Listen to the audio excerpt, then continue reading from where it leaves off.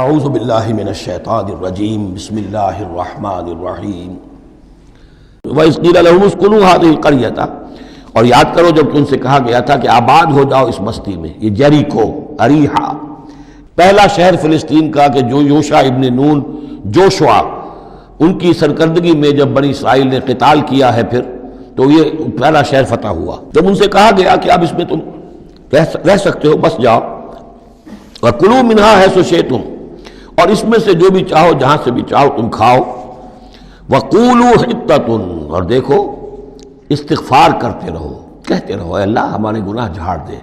ہماری کوتاہیاں، ہماری جو بھی کوئی کمیاں رہ گئی ہیں ان کو پورا کر دے، وَادْخُلُوا الْبَابَ سُجَّدًا،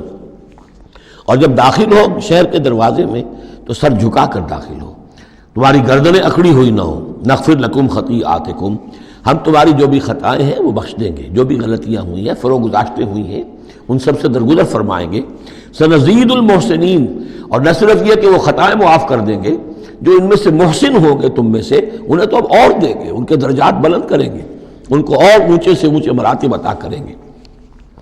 فبدل الذین ظلموا منہم قولا غیر الذی قیل لہم، تو بدل دیا ان میں سے جو ظالم تھے، گناہ گار تھے، ایک ایسی بات کو کہ جو ان سے کہی گئی تھی اس کی بجائے، یعنی وہ کہا گیا تھا حطۃ حطۃ حنطۃ حنطۃ، ہمیں گیہوں چاہیے گیہوں چاہیے، فارسلنا علیہم رجزا من السماء، تو ان پر ہم نے آسمان سے ایک عذاب بھیج دیا، جن لوگوں نے وہ غلط حرکت کی تھی ان پر پلیگ آئی، بما کانوا یظلمون، بسبب ان کے اس ظلم کے جو انہوں نے اپنے آپ پر کیا تھا۔ واسألہم عن القریۃ التی کانت حاضرۃ البحر، اور ذرا ان سے سوال کیجئے اس بستی کے بارے میں کہ جو ساحل سمندر پر تھی، حاضرۃ البحر، سمندر کے کنارے پر تھی، یہ اب اصحاب سبت کا واقعہ آ رہا ہے۔ اس یادونا، اور عام طور پر خیال یہ کہ جو ایلات کی بندرگاہ ہے یہاں پر یہ واقعہ ہوا تھا، اب بھی وہ ایلات کی بندرگاہ ہے، 1967 میں جو جنگ ہوئی تھی عرب اور اسرائیل جنگ، اس میں اصل میں اسی ایلات کی بندرگاہ کا گھیراؤ کر لیا تھا صدر ناصر صاحب نے، بلاکیڈ آف دی ایلات پورٹ، اور اس کے نتیجے میں پھر بڑا زبردست جو ہے حملہ کیا اچانک جو ہے اسرائیل نے، اور یہ کہ صحرائے سینا بھی مصر سے ہتھیا لیا تھا، گولان ہائٹس جو ہے وہ سیریا سے اس نے فتح کر لیے، اور پورا مغربی کنارہ جو اردن کا جو ہے اتنا بڑا علاقہ، زرخیز ترین علاقہ جو ہے فلسطین کا، وہ اردن سے اس نے ہتھیا لیا تھا، جس میں سے صرف سینائی پیننسلا بھی واپس کیا گیا ہے، اور یہ جو مغربی کنارے پر ان کی کوئی ایک آٹونومس سی چھوٹی سی ریاست قائم کرنے کی کوششیں ہو رہی ہیں، باقی یہ کہ گولان ہائٹس پر ابھی کوئی معاملہ نہیں ہوا۔ تو وہیں پر اسی ایلات بندرگاہ پر یہ واقعہ ہوا ہے، وہیں پر یہ کوئی قوم مچھیروں کی آباد تھی۔ وَاسْأَلْهُمْ عَنِ الْقَرْيَةِ الَّتِي كَانَتْ حَاضِرَةَ الْبَحْرِ، وہ سمندر کے کنارے آباد تھی، اِذْ يَعْدُونَ فِي السَّبْتِ، جبکہ وہ سبت کے قانون میں حد سے تجاوز کرنے لگے، اِذْ تَأْتِيهِمْ حِيتَانُهُمْ يَوْمَ صَبْتِهِمْ شُرَّعًا، جبکہ آتی تھیں ان کی مچھلیاں ان کے پاس یوم صبتہم، جس دن کہ ان کا سبت ہوتا تھا، شُرَّعًا، شرع جیسے کہ نیزہ کو چلاتا ہے، یعنی یہ کہ کبھی اگر آپ نے کماڑی میں کھڑے ہو کر دیکھا ہو تو کبھی کبھی ایسا ہوتا ہے کہ کوئی مچھلی جو ہے وہ چھلانگ مار کے اوپر آتی ہے پھر اندر چلی جاتی ہے۔ اب ظاہر بات ہے کہ یہ اٹکیلیاں کرتی تھی مچھلیاں، اللہ تعالیٰ نے سکس سینس دے رکھی ہے، حیوانات کو بھی ہے، انہیں پتہ چل گیا تھا ہفتے کا ایک دن ایسا ہے کہ ہمیں کوئی ہاتھ نہیں لگاتا، اب وہ آ رہی ہیں اٹکیلیاں کر رہی ہیں، چھلانگیں لگا رہی ہیں، یہ کھڑے ہوئے ہاتھ بندھے ہوئے ہیں، اس لیے کہ سبت ہے، ہفتے کا دن ہے، پکڑ تو نہیں سکتے، تو شرعاً آتے تھے جسے نیزے چل رہے ہوں، وہ یوم لا یثبتون لا یاتیہم، جس دن سبت نہیں ہوتا تھا یعنی باقی 6 دن وہ دور کہیں گہرے پانی میں چلی جاتی تھی، اور گہرے پانی میں جا کے مچھلیوں کا پکڑنا جو ہے اس وقت تک تو انسان کے پاس آلات نہیں تھے۔ کذالک نبلوہم بما کانوا یفسقون، اس طرح ہم نے انہیں آزمایا تھا، ایک بڑی آزمائش میں ڈال دیا کہ دیکھیں یہ کتنے ثابت قدم رہتے ہیں، شریعت کے حکم پر قائم رہتے ہیں اور فاقہ برداشت کر لیتے ہیں، یا یہ کہ شریعت کے ساتھ کوئی استہزاء کرتے ہیں، تمسخر کرتے ہیں۔ وَإِذْ قَالَتْ أُمَّةٌ مِّنْهُمْ، یہاں بھی نوٹ کر لیجئے کہ جیسے وہاں معاملہ ہوا 3 حصوں میں یہ قوم تقسیم ہو گئی، ایک حصہ وہ تھا کہ جس نے اس گناہ میں حصہ نہیں لیا اور وہ منع بھی کرتا رہا کہ مت کرو، دیکھو نہیں منکر کا فریضہ سر انجام دیتا رہا، یہ اللہ تعالیٰ کا۔ وہ کرتے کیا تھے؟ ہفتے کے روز گئے، گڑھے کھودے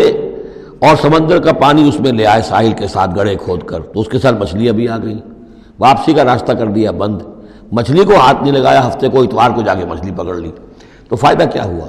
اصل میں ہفتے کا قانون تو یہ تھا کہ ہفتے کا دن تم لگاؤ اللہ کی یاد میں، ذکر میں، عبادت میں، تورات پڑھو، پڑھاؤ، سیکھو، سکھاؤ۔ 6 دن تم کام کرو دنیا کا، اپنی معاش کا، 7واں دن تم فارغ رکھو اللہ کے لیے، دین کے لیے۔ لیکن جب وہ گڑھے کھودنے میں دن صرف ہو گیا تو چاہے مچھلی پکڑی یا نہیں پکڑی، تو جو اصل روح تھی اس حکم کی وہ تو ختم ہو گئی۔ تو یہ ہے کہ جس میں انہوں نے استہزاء کیا، گویا کہ شریعت کا مذاق اڑایا۔ اب ایک تو وہ تھے کہ جنہوں نے نہ تو اس جرم میں حصہ لیا اور وہ منع بھی کرتے رہے، ایک وہ تھے کہ جو حصہ تو نہیں لیا جرم میں لیکن منع نہیں کرتے تھے، خاموش رہتے تھے، تیسرے وہ تھے کہ جو جرم کے اندر باقاعدہ جری ہو کر وہ حصہ لے رہے تھے۔ تو اب جو لوگ منع کر رہے تھے ان سے انہوں نے کہا جو منع نہیں کر رہے تھے، جو خود بھی نہیں کر رہے تھے لیکن منع بھی نہیں کر رہے تھے، اس قالت امت، جب کہا اس درمیانی طبقے نے، منہم، ان میں سے، لما تعظون قوما اللہ مہلکہم، کیوں واعظ کر رہے ہو ان لوگوں کو، کیوں اپنے آپ کو ہلکان کرتے ہو کہہ کہ تم اور نہی عن المنکر کا فریضہ سر انجام دے دے کے تھک گئے ہو، یہ قوم اب ماننے والی نہیں ہے، اللہ اس کو ہلاک کر کے رہے گا۔ لما تعظون قوما اللہ مہلکہم او معذبہم عذابا شدیدا، یا انہیں پھر عذاب دے گا بہت سخت عذاب۔ قالو، اب یہ جواب کن کی طرف سے ہے؟ جو خود بھی بچے ہوئے تھے گناہ سے، روک بھی رہے تھے اپنی امکانی حد تک کہ خدا کے لیے باز آ جاؤ، یہ شریعت کا استہزاء نہ کرو، مذاق نہ اڑاؤ۔ قالوا معذرۃ الی ربکم،